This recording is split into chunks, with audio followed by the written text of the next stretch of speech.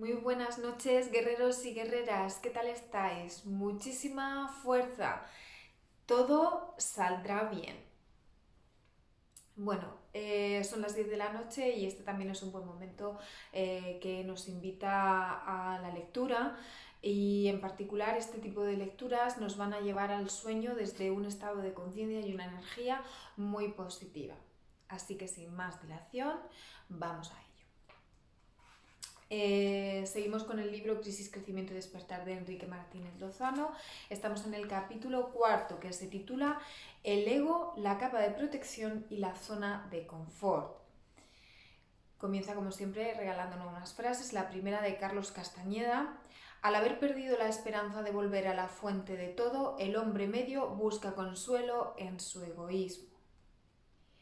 Cuando nuestra resistencia al dolor se reduce a cero, lo mismo ocurre con nuestro sufrimiento.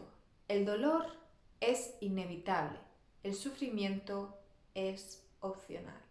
Nos dice Christopher Germer o como se diga. Perdonadme mi pronunciación, por favor.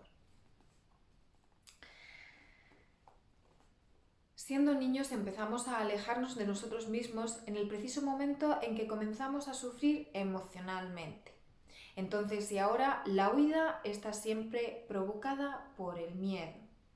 El miedo a sufrir nos hizo, en un movimiento defensivo, automático e inconsciente, contraer nuestro cuerpo, endurecer y congelar nuestra sensibilidad, entrecortar la respiración e instalarnos en nuestra cabeza.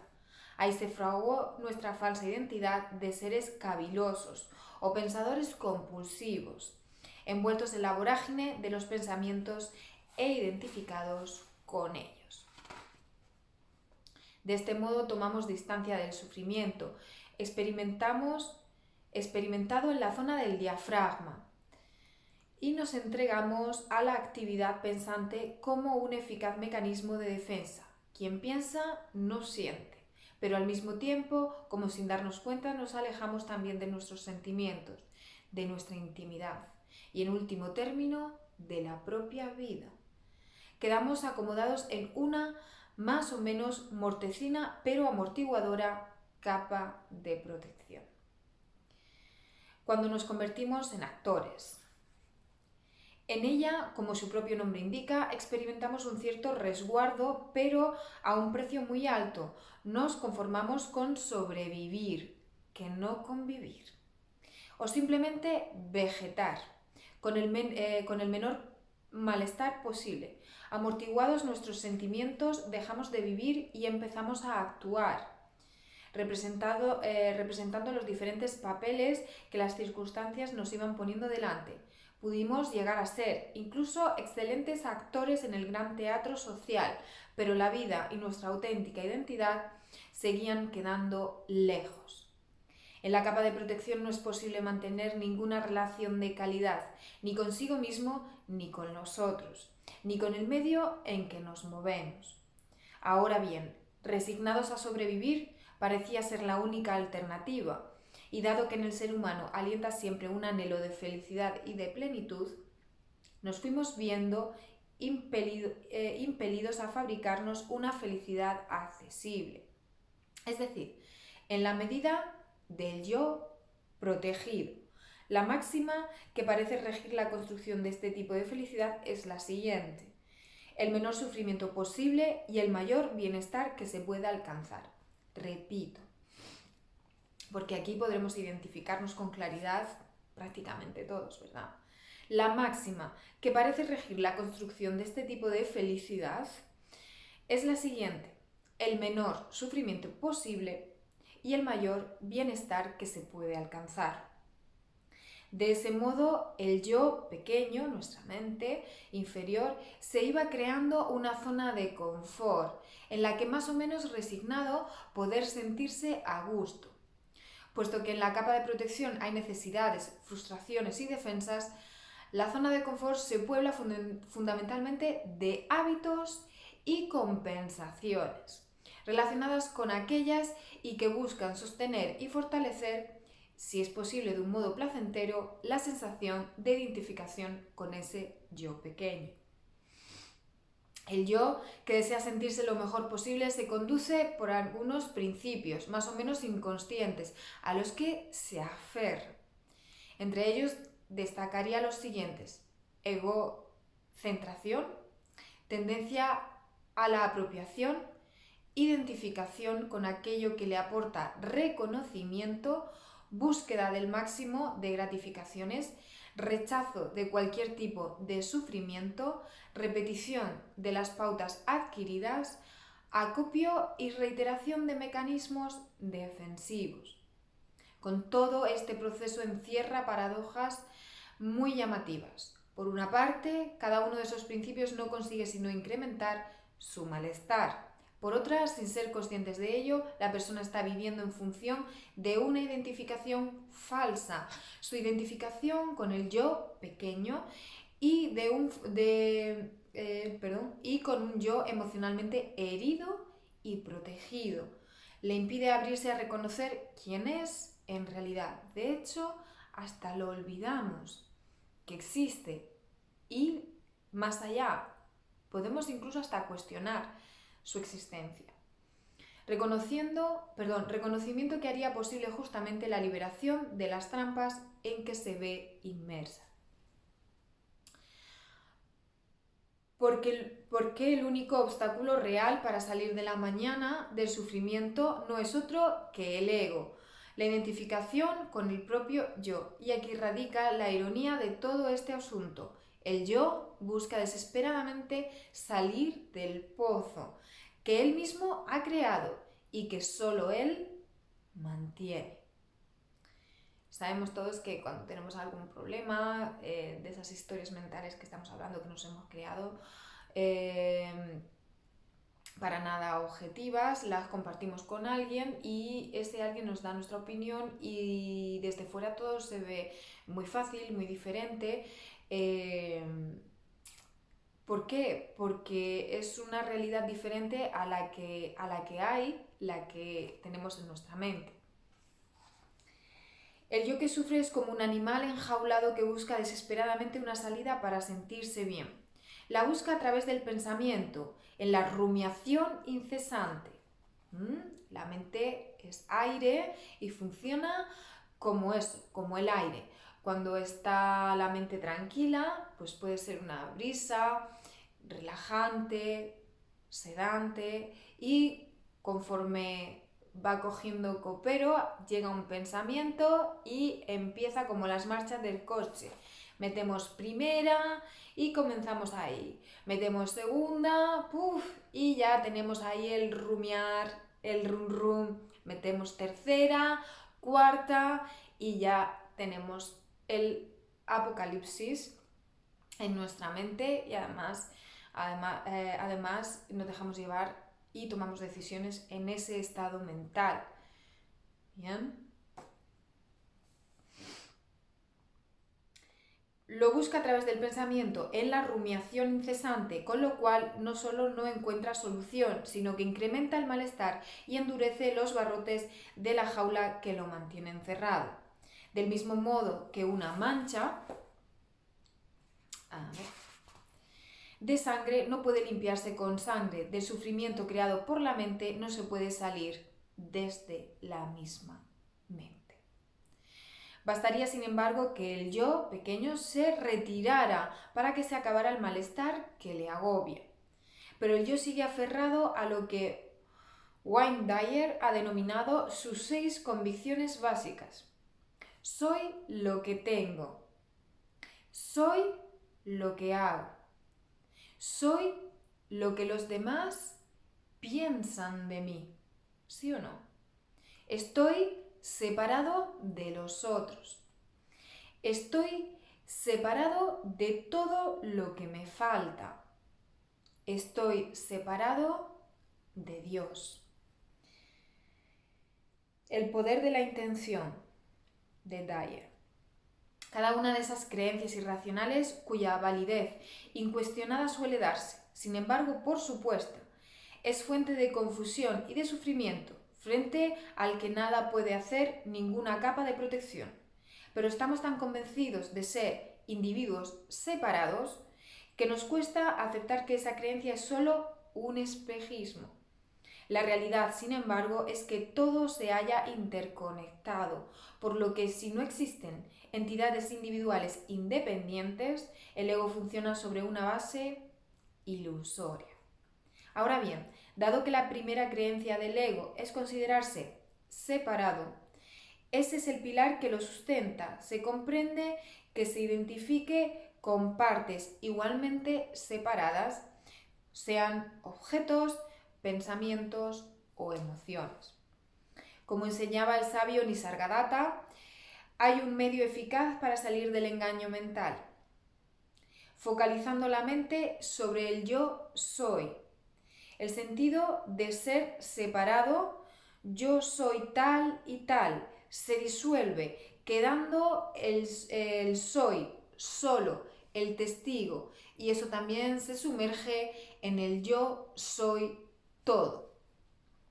Este es un mantra que pronto colgaré en otro vídeo.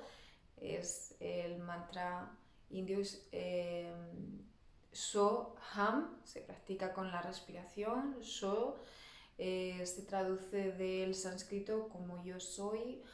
Ham se traduce del sánscrito como el que soy. So Ham, yo soy el que soy. Y se repite como un mantra junto a la respiración y provoca esa conexión, ese sedar la mente y conectar con nuestra verdadera identidad. Y es lo que dice precisamente Nisargadatta. Y es que toda división está en la mente, ninguna en la realidad. En esa misma línea, Vicente Simón aporta un texto del maestro Eckhart, el gran místico cristiano del siglo XIII. Apártate de ser esto o lo otro, de tener esto o lo otro. Entonces serás todo y tendrás todo. Y de la misma manera, si tú no estás ni aquí ni allí, entonces estás en todas partes. Y así, pues si no eres ni esto ni aquello, entonces eres todo.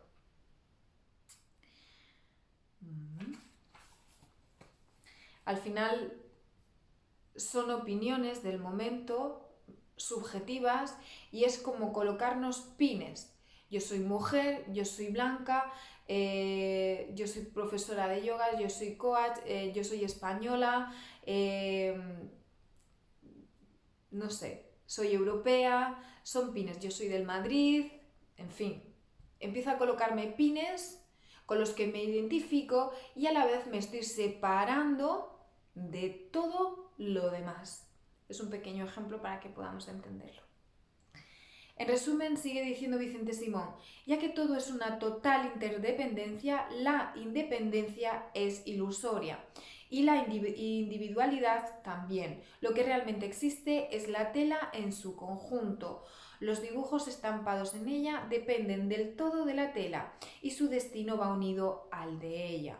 No es concebible que una parte se independice y comience a vivir por separado. Todo, también el individuo, forma parte de esa totalidad, por más que sea la creencia central del ego y su espejismo más querido, la idea de que poseemos la capacidad de determinar lo que sucede en nuestra vida es totalmente ilusoria. Y aquí me voy a detener, quiero contaros para que entendáis precisamente esto, dos pequeños cuentos, me vais a permitir esa licencia y perdonadme si no los cuento totalmente correctos. El primero me lo contó mi coach y para que entendamos esto, imaginémonos el mar, ¿no? Y una ola, y yo soy una ola, pues que en un momento determinado surge y va surcando por ese mar o ese océano hasta que llega a la playa, se disuelve en la orilla y vuelve de nuevo al mar.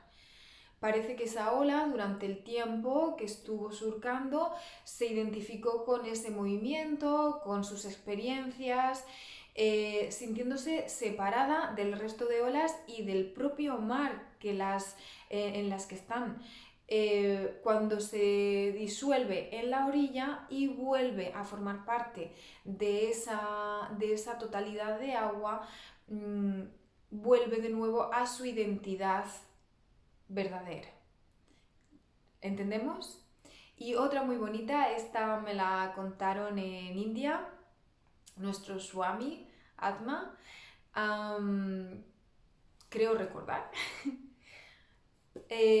Imaginemos que es una noche de luna llena y podemos visualizar la luna llena en el cielo. En el suelo donde estamos cogemos pues 1.000.000 de vasos transparentes con agua, los llenamos de agua y en un momento dado, en un ángulo, cuando miramos a los vasos de agua, podemos ver una luna exactamente igual en cada uno de esos vasos. ¿Existen? Sí, pero son el reflejo de la que es y todas forman parte de lo mismo, de la única luna que existe. Bueno, espero que os haya gustado. A mí me encantaron, la verdad es que son cuentos que cuando llegan en el momento nos hacen clic y espero que os ayuden un poco a comprender todo lo que Enrique nos está diciendo. Sin embargo, toda esta confusión en que nos hallamos evidentemente tiene un porqué. En primer lugar, responde a lo que es nuestra propia evolución psicológica, en la que necesariamente empezamos identificándonos con el yo como entidad mental o psicológica, del mismo modo que en un momento previo lo habíamos hecho con nuestra identidad corporal. Bien, aquí nos está diciendo que en nuestro crecimiento primero nos identificamos con lo que vemos, con nuestro cuerpo y después nos identificamos con lo que pensamos, con nuestra mente, con lo que percibimos a través de los sentidos y luego lo que pensamos, que genera emociones. Una vez identificados con el yo pequeño, nos vimos viviendo para él. Generamos mecanismos y modos de funcionar que afectaron a toda nuestra persona en todos sus niveles, mental, emocional y corporal, y que terminaron convirtiéndose en patrones de conducta que se grabaron intensamente en toda nuestra estructura psicofísica. Esto explica que, entre otras cosas, que la persona pueda seguir manteniendo conductas autodestructivas, a las que sin embargo parece haberse hecho adicta. Me refiero a actitudes como la cavilación, la culpabilización y el victimismo. Lo que ocurre es que el yo se alimenta de ellas, a pesar de su carácter tóxico, y mientras las vive, consigue una cierta sensación de existir. Cavilar o rumiar, sentirse culpable, percibirse como víctima de los otros o de la vida, quejarse, otorga al yo el papel que más le atrae, el de protagonista. Se suele decir que el ego le encanta ser el niño en el bautizo, el novio en la boda y el difunto en el funeral. Aunque sea absolutamente destructivo, el yo se aferrará a aquello acostumbrado, con tal de sentirse vivo. Cuidado, ¿eh? Pero hay más. Como señala el doctor Mario Alonso, y debido a que somos una unidad psicosomática, existen lo que se denominan moléculas de la emoción. Las emociones son patrones automáticos de respuesta. Las células, cuyas membranas están en contacto con todas las moléculas que circulan por la sangre, se han ido acomodando al entorno químico generado hasta el punto de llegar a generar sentimientos diversos, de bondad o de ira, de serenidad o de culpa. Todo esto lo estudia ahora mismo la neurociencia y la bioenergética, creo recordar, no me hagáis mucho caso en esto. Habría también otro modo de decirlo. Cada vez que pensamos, fabricamos sustancias químicas, ¿vale? Aquí estamos hablando de algo totalmente físico, ¿vale? Quiero decir, de algo totalmente científico. Eso es lo que quería decir. Estas sustancias, a su vez, son señales que nos permiten sentir exactamente en la misma frecuencia en la que estábamos pensando. Así que si tienes un pensamiento de infelicidad, al cabo de unos segundos te sientes infeliz. El problema es que en el momento en que empezamos a sentir de la manera en que pensamos, empezamos a pensar de la misma manera en que sentimos. ¿Bien? La pescadilla que se muerde la cola, ya sabemos, el círculo vicioso. Pensamientos y sentimientos se retroalimentan mutuamente y eso incrementa los niveles químicos de la sustancia en cuestión. Bien, lo que queremos es, con los pensamientos positivos, normalmente pues es serotonina, entre otras, que ya sabemos, comer chocolate, hacer deporte, tener sexo, amar, pues es lo que segrega esta hormona que nos hace estar felices, eufóricos más bien. Oxitocina, entre otros. Es claro que esos automatismos nos resultan fáciles de parar, porque no son solo mentales, sino que se hallan grabados a nivel neuronal, lo cual explica que determinado tipo de estímulos encuentren una resonancia tan grande en cada rincón de nuestro cuerpo. Afortunadamente, la membrana de las células es plástica y maleable. Los neurocientíficos insisten también actualmente en la enorme plasticidad del cerebro.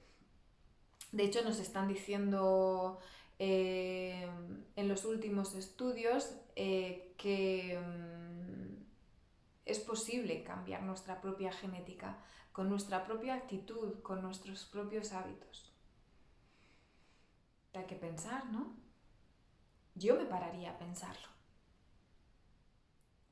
Por lo que, cambiando ciertos esquemas de pensamientos, se pueden apreciar cambios físicos, incluidas sensaciones que antes resultaban inexplicables. Y habla de los físicos.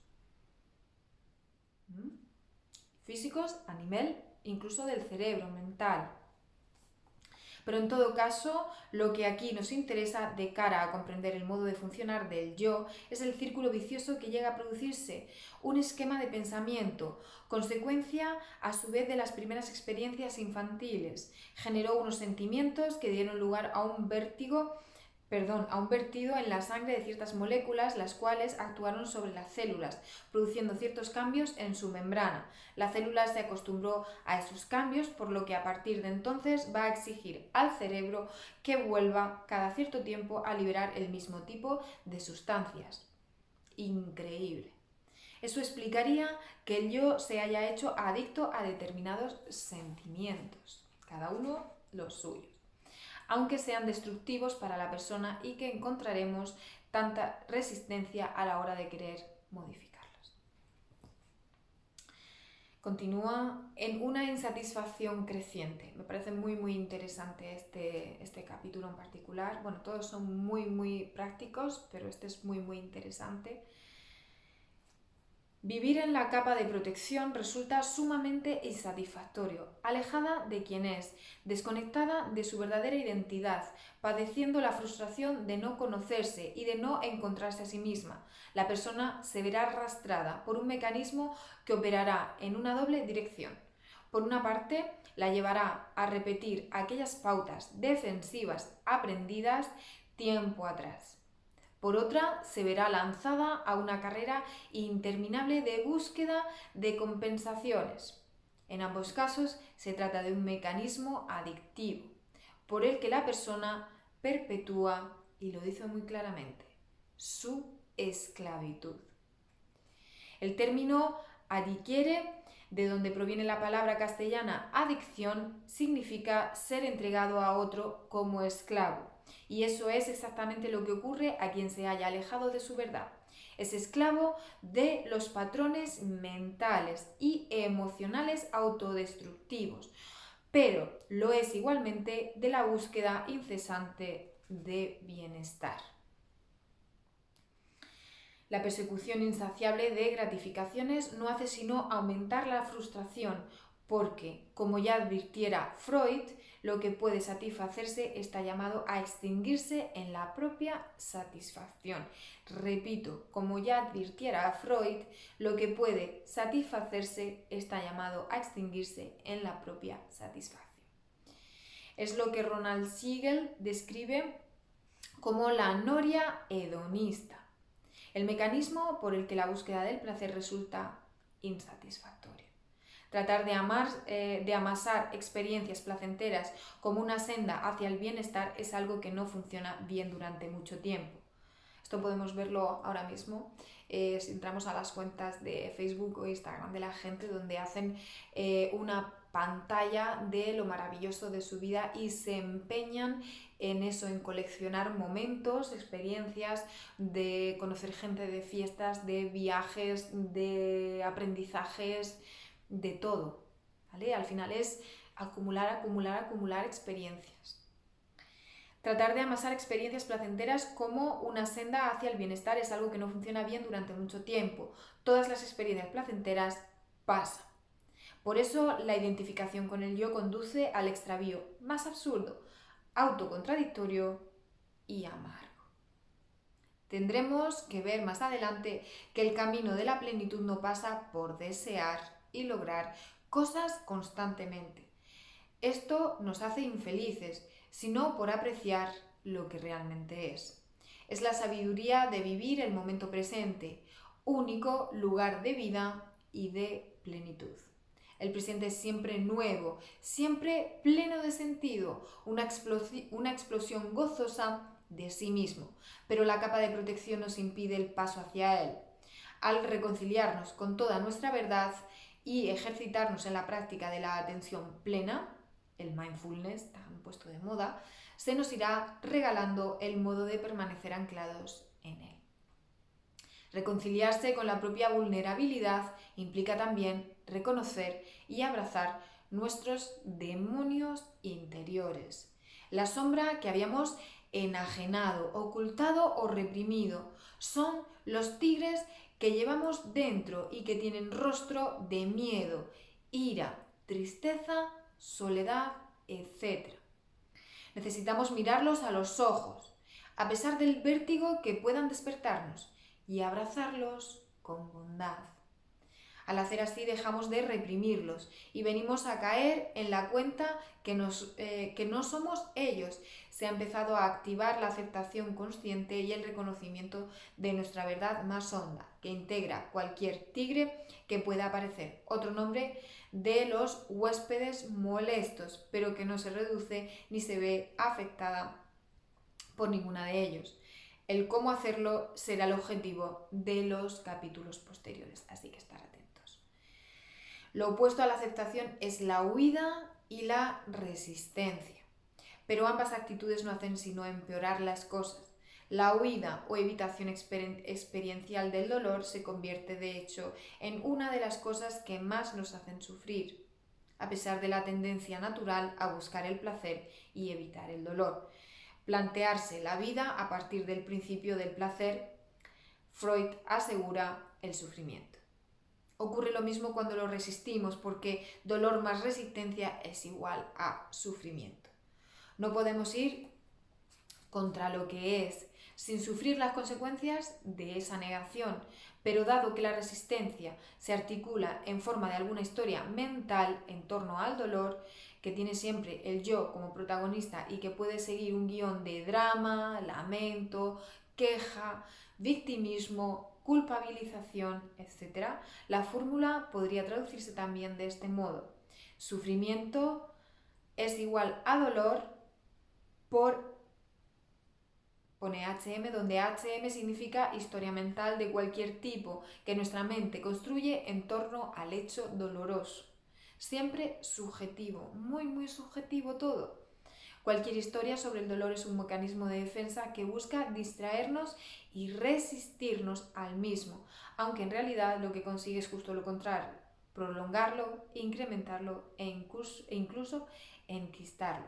Por eso, frente a la huida y a la resistencia, se trata de crecer en conciencia, atención, aceptación sobre la base del reconocimiento de quienes realmente somos, nuestra verdad más honda, y la práctica de anclarnos en el momento presente, donde todo está bien. Al vencer la inercia de la cavilación y tomar el camino de la aceptación y de la presencia, se nos harán patentes esos principios. En el presente todo está bien. La consciencia no se ve afectada, todo puede servir para crecer en desapego de aquello a lo que me he estado aferrando compulsivamente. Y en último término, para aprender la desapropiación y desidentificación del yo. Última parte ya del capítulo, la crisis, una llamada para volver a casa. En realidad se trata de mantener la atención en el presente con aceptación. Esto choca con nuestra manera habitual de funcionar, en modo de piloto automático, tanto más intenso cuanto más nos hayamos situados en la capa de protección. Estamos tan acostumbrados a no prestar atención que nos pasa como el pez con el agua. Perdón, que no veo muy bien. No reparamos en que nuestra mente abandona el momento presente porque es algo que hace todo el tiempo. La alternativa a esta inconsciencia, fuente de todo sufrimiento, es experimentar lo que está ocurriendo en cada preciso momento, desde una actitud de aceptación amistosa y no juicio. Importante, no juzgar. La situación puede seguir siendo dura o difícil, pero crecerá nuestra capacidad para afrontarla. Este ejercicio de consciencia, la práctica de la atención que nos trae al presente, nos ayudará también a salir del refugio que significó la capa de protección y más aún nos irá liberando progresivamente de nuestra dolorosa preocupación por el yo. De hecho, lo que hace que la realidad nos parezca tan dolorosa es lo que ésta implica para mí. Por tanto, una mayor distancia del yo redundará en liberación. Con lo cual no solo iremos saliendo de la capa de protección, sino que se nos empezará a regalar la percepción de nuestra identidad más honda. Gracias a ella, la propia autoestima quedará atrás, porque dejaremos de vivir para el yo, como objetivo supremo de nuestra existencia. En rigor, la autoestima ocupará el mismo lugar que ocupa el cuidado de nuestro cuerpo, pero habremos dejado de absolutizarla. En cualquier caso, parece claro que reconciliarse con la propia verdad requiere aceptar también aquella vulnerabilidad, esto ya lo había dicho antes, que en su momento nos asustó y provocó la huida. Volvamos por eso al principio. Decía más arriba que ante el sufrimiento infantil el niño se vio obligado a iniciar una carrera de huida. Había que escapar del dolor, identificado progresivamente con su cabeza. Fue construyendo una capa de protección en la que poder sobrevivir con el menor malestar posible. Todo parecía funcionar bien, pero en realidad se había producido un empobrecimiento grave y reductor, alejado de sus sentimientos más genuinos y de la misma vida, por más compensaciones a las que recurriera. En la capa de protección no podía sino vegetar y actuar. A todo ello se añade un elemento más que viene a complicar el proceso. A pesar del malestar provocado por el alejamiento de su identidad profunda, el camino de vuelta a casa se hace sumamente costoso, porque para llegar a ella es imprescindible pasar por la zona de vulnerabilidad, que tanto miedo produjera en su momento. En esa disyuntiva no es extraño que la persona prefiera una vez más lo malo conocido a lo bueno por conocer. Ay, el refranero español. Y se resigne al inestable confort que la superficialidad le aporta, antes que atreverse a recorrer un camino que le condujera a su centro. Como dijera Tony de Melo, el hombre no quiere salir de la cárcel porque prefiere lo conocido al cambio. Le es más cómodo hacer lo acostumbrado, aunque siempre le traiga los mismos resultados. Negativos, claro. Es aquí precisamente donde entra en juego la crisis y será ella la que, con insistencia reiterada, provocará a la persona para que salga de su letargo y se ponga en camino, empezando por abrazar compasivamente todo aquello que descubra como debilidad, fragilidad, vulnerabilidad y de lo que previamente había huido. Porque, como escribe Alex Rovira, las crisis son la oportunidad para tomar conciencia, para abrir los ojos y ver aquello que no podíamos y no queríamos ver. Las crisis, en definitiva, son el puente más seguro y, sin embargo, menos transitado hacia esos territorios esenciales y valiosos de uno mismo. La crisis nos invita y, en cierto modo, nos empuja al encuentro con toda nuestra verdad. y con la vida que somos. Pero no faltarán resistencias porque, aun sin darnos cuenta, es probable que sigamos eligiendo sufrir. Bien. ¿Qué eliges tú? ¿Sufrir? Muy bien, guerreros y guerreras, hemos llegado hasta aquí. Es un capítulo para leer y leer y leer y pararse a meditar y escucharnos y sentir importante. Bien, continuaremos el próximo día con el capítulo 5. Elegimos sufrir. Muy buenas noches a todos, que descanséis bien y que mañana empecéis el día con alegría y con mucha fuerza.